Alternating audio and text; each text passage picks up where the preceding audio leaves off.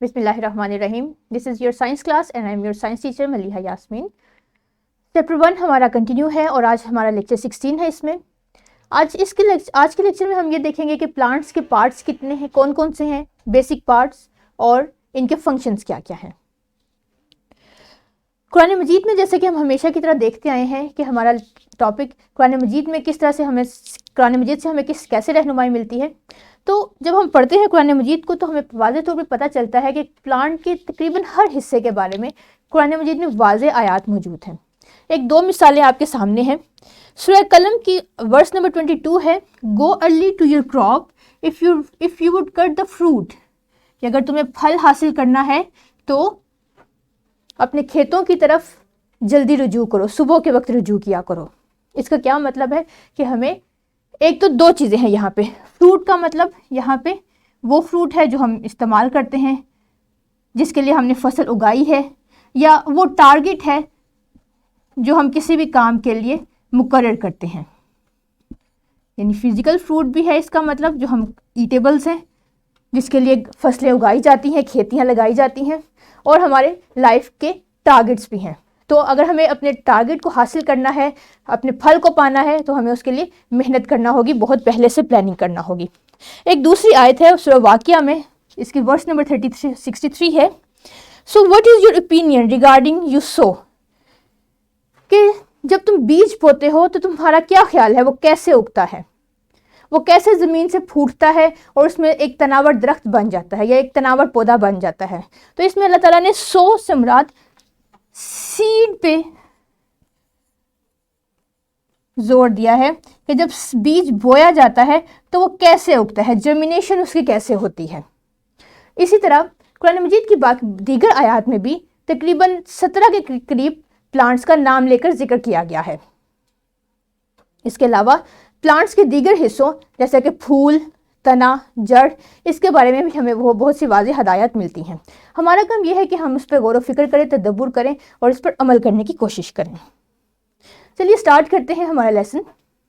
सबसे पहले प्लांट का एक पार्ट है रूट। प्लांट्स के पार्ट्स को तो हम बहुत पहले से पढ़ चुके हैं। ग्रेड 2 में भी आपने प्लांट्स के पार्ट्स के बारे में पढ़ा था कि उसके कुछ बेसिक पार्ट्स हैं। चलिए पहले उन्हें एनालिस्ट कर लेते हैं। सबसे पहले roots, number 2 stem, number 3 flowers, then flowers से बनते हैं फ्रूट, और फ्रूट के अंदर मौजूद होते हैं सीड्स। हम अपने आज के लेक्चर में भी इन तमाम प्लांट्स के पार्ट्स के बारे में एक एक करके पढ़ेंगे। आपकी टीचर से मैं रिक्वेस्ट करूंगी कि आपको अपने स्कूल के गार्डन में ले जाएं ताकि आप प्लांट्स के पार्ट्स को अच्छे से आइडेंटिफाई कर सकें और हर पार्ट को ऑब्जर्व कर सकें। तो हमारा पहला पार्ट है रूट्स। रूट्स जैसे कि आप सब जानते हैं, it grows below the ground. Underground grow करता है, ये लाइट से दूर ग्रो करता है, और इसका काम क्या है कि ये प्लांट को ज़मीन में जकड़े रखता है, उसे गिरने से बचाता है। सबसे पहला काम ये है रूट का, it anchor the plant into the soil या ग्राउंड। ज़मीन को, पौधे को मजबूती फराहम करने के बाद रूट्स पौधे के लिए पानी भी एब्जॉर्ब करती हैं। ये आप इस पिक्चर में देख सकते हैं, ये मेन रूट है जिसे प्राइमरी रूट कहा जाता है, और इस प्राइमरी रूट से मुख्तलिफ ब्रांचेस निकलती हैं। इन ब्रांचेस को चूंकि ये प्राइमरी रूट से निकली हैं तो इन्हें सेकेंडरी रूट्स कहा जाता है। ये सेकेंडरी रूट्स पानी की तलाश में या पानी के लिए बहुत दूर तक ग्रो करती चली जाती हैं, जहां इन्हें पानी इजीली अवेलेबल होता है। इनका काम क्या है कि इन रूट्स के ऊपर छोटे छोटे से बिल्कुल टाइनी हेयर्स प्रेजेंट हैं, हेयर लाइक स्ट्रक्चर प्रेजेंट हैं, जिन्हें रूट हेयर कहा जाता है।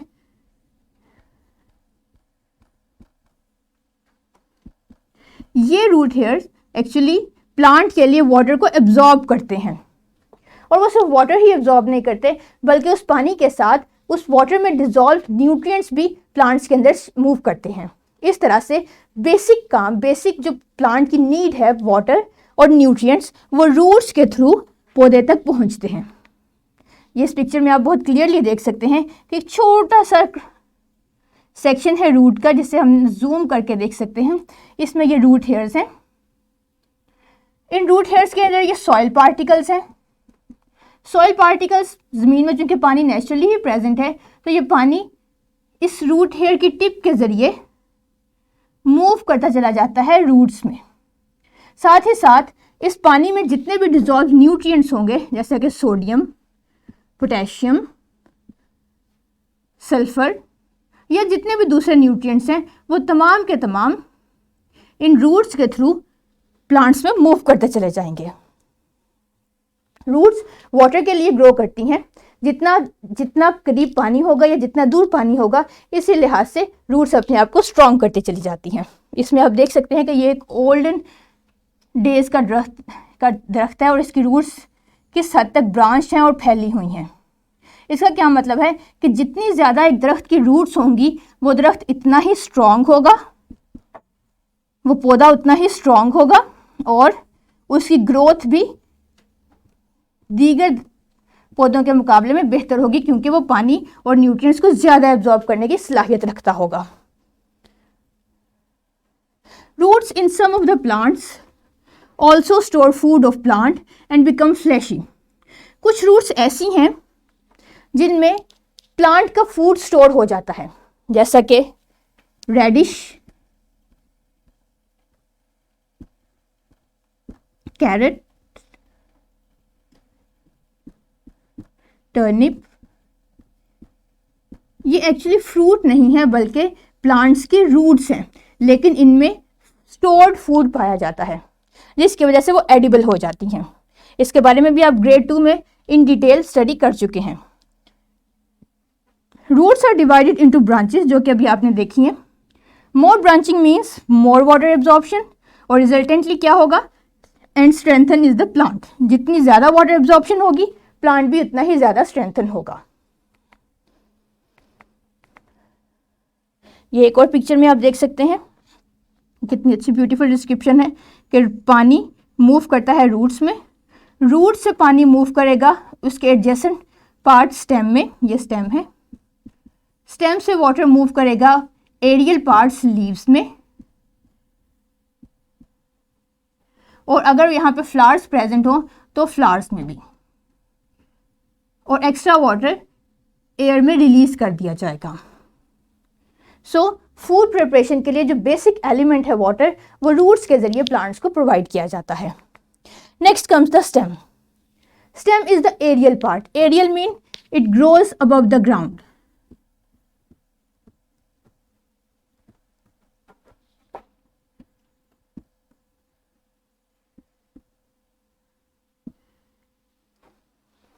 Stem gives support to leaves, flowers and fruit, क्योंकि तमाम लीव्स, फ्लावर्स और फ्रूट ब्रांचेस पे लगते हैं और ब्रांचेस स्टेम के साथ अटैच हैं। सो अल्टीमेटली प्लांट्स इन सब को भी सपोर्ट प्रोवाइड करता है। लेकिन इसके अलावा स्टेम का बेसिक पर्पस क्या है, ट्रांसपोर्टेशन का। स्टेम में दो तरह की ट्रांसपोर्टेशन होती है। एक ट्रांसपोर्टेशन है वाटर की और दूसरी ट्रांसपोर्टेशन है फूड की। वाटर की ट्रांसपोर्टेशन कहाँ से इनिशिएट होती है, रूट्स से, और फूड की ट्रांसपोर्टेशन लीव्स से। यानी अब स्टेम का काम क्या है कि रूट्स से वाटर लेकर बाकी तमाम दीगर पार्ट्स की तरफ लेके जाना, और लीव्स में जो फूड प्रिपेयर होगा उसे दूसरे पार्ट्स की तरफ लेके जाना। यानी वाटर की ट्रांसपोर्टेशन भी स्टेम करता है और फूड की ट्रांसपोर्टेशन भी करता है। कैसे, देखते हैं। इसमें स्पेशलाइज्ड वेसल्स मौजूद हैं, वाटर के लिए भी, जिसे जाइलम कहते हैं, और फूड के लिए भी, जिन्हें फ्लोएम कहते हैं। आप जानते हैं कि प्लांट का फूड लीव्स में प्रिपेयर होता है, तो जो भी फूड प्रिपेयर होगा अल्टीमेट बाकी के पार्ट्स को भी उसकी ज़रूरत है। तो लीव से फूड स्टेम के थ्रू रूट्स तक, रूट टिप तक ट्रांसफ़र की जाती है थ्रू स्टेम, और स्टेम में बाकायदा इसके लिए चैनल्स बने होते हैं। जब आप हायर ग्रेड्स में जाएंगे तो आप इसके बारे में इन डिटेल स्टडी करेंगे। Next comes the leaves. Leaves आप सब जानते हैं ग्रीन कलर के हैं, प्लांट्स के लिए फूड प्रिपेयर करते हैं, यही इनका बेसिक पर्पस है। फोटोसिंथेसिस लीव्स में ही होती है। ग्रीन कलर के होते हैं, और ग्रीन कलर में होने की वजह क्या है कि इनमें क्लोरोफिल प्रेजेंट है। क्लोरोफिल एक ऐसा पिगमेंट है जो फोटोसिंथेसिस के लिए लाइट एब्जॉर्ब करता है।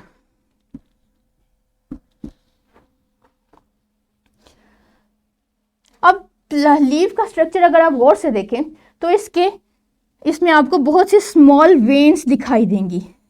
थ्रेड लाइक स्ट्रक्चर्स आपको लीव्स में एक नेटवर्क की तरह फैले हुए दिखाई देंगे। इन नेटवर्क लाइक स्ट्रक्चर्स जिन्हें वेन्स कहते हैं, इसका काम ये है कि ये वाटर को और न्यूट्रिएंट्स मतलब फूड को through out the leaves distribute करती हैं। क्योंकि ये पूरे लीव्स में स्प्रेड होती हैं तो ये पानी और खुराक को पूरे लीव्स में तक पहुंचाती हैं। इसके अलावा लीफ का दूसरा फंक्शन ये है कि एक्स्ट्रा वाटर लीव्स के थ्रू लीव्स में से रिलीज हो जाता है ट्रांसपायरेशन के ज़रिए। अब रिलीज कैसे होता है कि लीव्स की जो बॉटम है, लोअर सरफेस है, इस पे टाइनी स्ट्रक्चर्स बने होते हैं जिन्हें स्टोमेटा कहा जाता है। इस शेप के, बीन शेप के ये टाइनी स्ट्रक्चर्स एक रेगुलर पीरियड में ओपन और क्लोज होते हैं, और जब ये ओपन होते हैं तो गैशियस एक्सचेंज और वाटर का एक्सचेंज इन स्टोमेटा के थ्रू होता है। यहाँ पे आप डिटेल से देख सकते हैं कि ये जो नेटवर्क लाइक स्ट्रक्चर है वेन्स का, ये वेन्स एक्चुअली चैनल्स हैं फूड ट्रांसपोर्टेशन के लिए और वाटर ट्रांसपोर्टेशन के लिए। एक मेन मिडरिब है, इस मिडरिब से तमाम वेन्स अराइज होती हैं, और इसके लोअर सरफेस पे ये आपको छोटे छोटे से होल्स दिखाई दे रहे हैं। ये होल्स एक्चुअली में स्टोमेटा हैं जिनके थ्रू एक्स्ट्रा वाटर रिलीज होता है और गैशियस एक्सचेंज होता है, यानी कार्बन डाइऑक्साइड लीफ में आती और ऑक्सीजन लीफ से बाहर जाती है।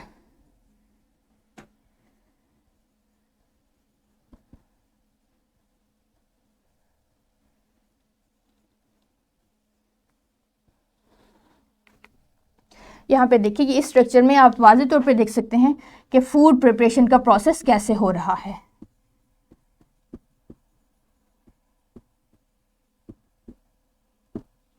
ये चैनल्स, ये इनकी वेन्स हैं। इस वेन्स के थ्रू वाटर की मूवमेंट होगी और फूड की मूवमेंट होगी। ये स्टोमेटास हैं। इन स्टोमेटा के थ्रू कार्बन डाइऑक्साइड और वाटर की मूवमेंट लीव के अंदर और बाहर होगी। और ये जो स्पेशलाइज्ड सेल हैं जिन्हें क्लोरोफिल कहते हैं और ये क्लोरोप्लास्ट में प्रेजेंट होते हैं, ये लाइट एनर्जी को ट्रैप करेंगे और फोटोसिंथेसिस का काम करेंगे। ये तो था लीफ के बारे में। अब है फ्लावर्स। फ्लावर्स आप सब जानते हैं कलरफुल पार्ट हैं, बहुत खूबसूरत होते हैं।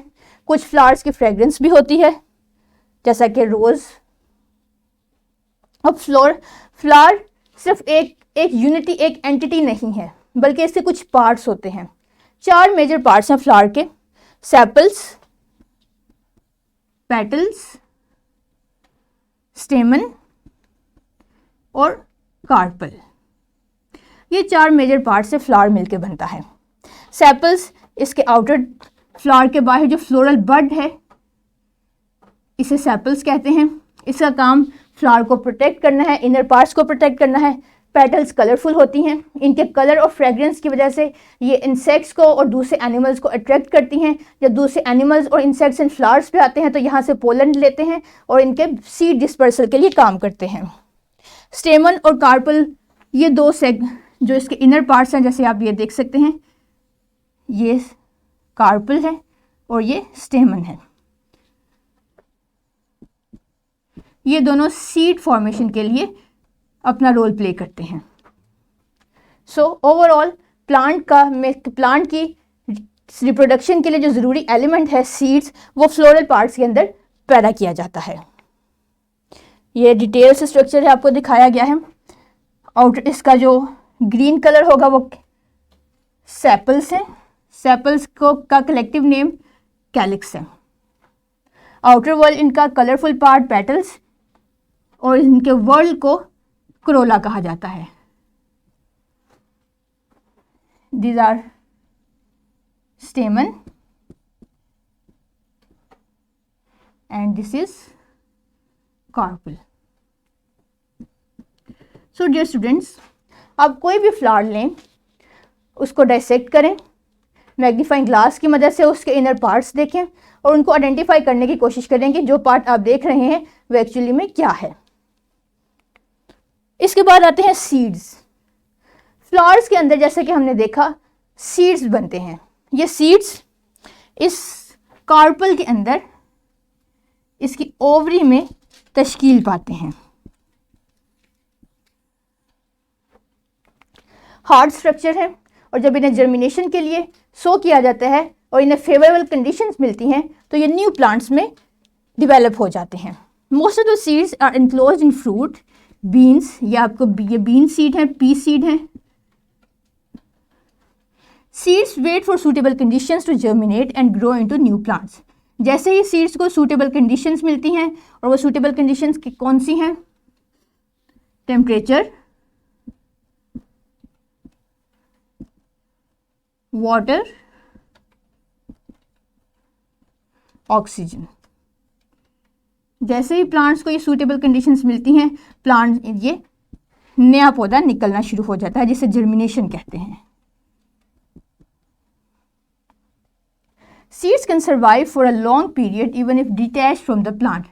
इन suitable conditions के इंतज़ार में seeds एक long time तक के लिए वेट करते हैं। ये तो थे प्लांट्स के पार्ट्स और इनके फंक्शंस। अब आ गया है आपका काम, यानी वर्कशीट सॉल्व करने का। ये वर्कशीट आपको मिल जाएगी, आपकी टीचर आपको देंगे या आप खुद डाउनलोड कर लीजिए। इसमें एक प्लांट आपको दिखाया गया है और इसके वेरियस पार्ट्स के लिए ब्लैंक स्पेस है। जितने भी पॉइंटेड पार्ट्स हैं आपने उन सबको लेबल करना है और एक लाइन में इनका फंक्शन लिखना है। इसके बाद है होमवर्क। होमवर्क आप करेंगे पेज 23 से और MCQ नंबर 3 और 4 सॉल्व करेंगे। The specific function of leaves is, 4 option हैं, इन चारों को पढ़ के आपने लीव्स का स्पेसिफिक फंक्शन आइडेंटिफाई करना है और करेक्ट आंसर को मार्क करना है। Question number 4 is plants release oxygen through. Plants किसके थ्रू ऑक्सीजन रिलीज करते हैं? बाग के थ्रू, रूट्स के थ्रू, लीव्स के थ्रू या फ्लावर्स के थ्रू? आई होप कि आप इसे भी अच्छे से आंसर कर सकते हैं। Next is long question. Question number 5 solve करना है आपने सेक्शन C से page 24 and list the functions of significant parts of plants. Plants के जो सिग्निफिकेंट पार्ट्स हैं जिन्हें आपने जैसे पढ़े, roots, stems, leave, flower, seeds, इनके फंक्शंस आपने बुलेट पॉइंट्स में नोट करने हैं। और अपनी नेक्स्ट क्लास में हम एक एक्टिविटी परफॉर्म करेंगे जिसमें स्टेम के रोल को डिस्कस किया जाएगा। Thank you very much. I hope आपने लेक्चर एंजॉय किया होगा। अल्लाह हाफिज़।